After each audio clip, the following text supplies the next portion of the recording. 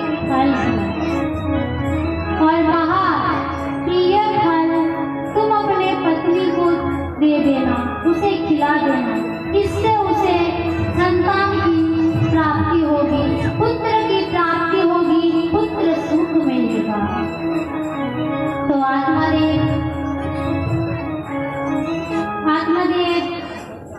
घर आए और वो फल अपने पत्नी धुंधली को दे दिया।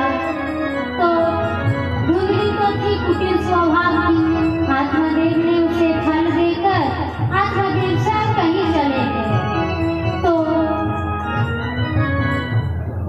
जो धुंधली थी वो रोती रोती अपनी एक सखी से कहने लगी कि मैं यह फल तो नहीं खाऊंगा, क्योंकि फल खाने से गर्भ रहेगा और गर्भ रहने से पेट बढ़ेगा, इससे तो कुछ खाया पिया जाएगा नहीं और मेरी सुंदरता भी चली जाएगी।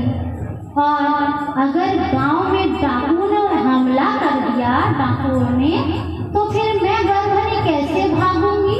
ऐसे तो मुझे अपना प्राण गंवाना पड़ेगा। तो इतने कष्ट से तो अच्छा है कि मैं बांझ ही रहूं। यह कहकर धुंधली ने वो फल गौ को खिला दिया, एक गाय को खिला दिया। तो कुछ दिनों बाद धुंधली के घर उसकी बहन आई।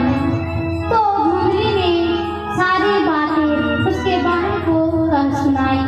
तो बहन ने कहा तुम चिंता मत करो, मेरे पेट में एक बच्चा है, एक पुत्र है, जो जन्म लेगा तो मैं उसे तुम्हें दे दूंगी, किंतु बदले में तुम मुझे मेरे पति को कुछ धन दे देना।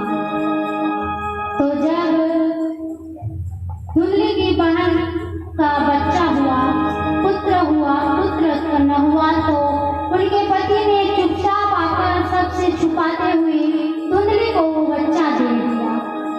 तो धुंधली ने अपने पति से कहा कि मुझे पुत्र उत्पन्न हुए हैं। तो आत्मदेव बड़ी खुशी हुए, आत्मदेव बहुत प्रसन्न हुए और आत्मदेव ने बड़े बड़े अनुष्ठान कराए और गांव में, सारे गांव में मिठाइयां बंटवाई। फिर धुंधली ने कहा कि मेरे दूध की कमी है, तो आप मेरे बहन को बुला लीजिए, जिसका पुत्र मर गया है, तो वो मेरे पुत्र का पालन पोषण करके उसे बड़ा करेगा। तो धुंधली की यह बात सुनकर आत्मादेव ने उसकी बहन को बुलाया और बुलाकर बच्चे का लालन पालन किया। फिर 3 महीने बाद आत्मादेव के घर उस गौ के भी मनुष्य आकार का बच्चा हुआ, मानव आकार का, जिसके कान बहुत बड़े बड़े थे, गौ के जैसे कान थे। तो आत्मदेव ने उसका नाम गोकर्ण रखा। फिर कुछ समय बीतने के बाद दोनों जवान हो गए। तो गोकर्ण बड़ा ही पंडित और ज्ञानी निकला, किंतु जो धुंधली का जो पुत्र था ना, तो धुंधली ने उसका नाम धुंधकारी रखा था। तो वो धुंधकारी ना बहुत ही दुष्ट स्वभाव का निकला।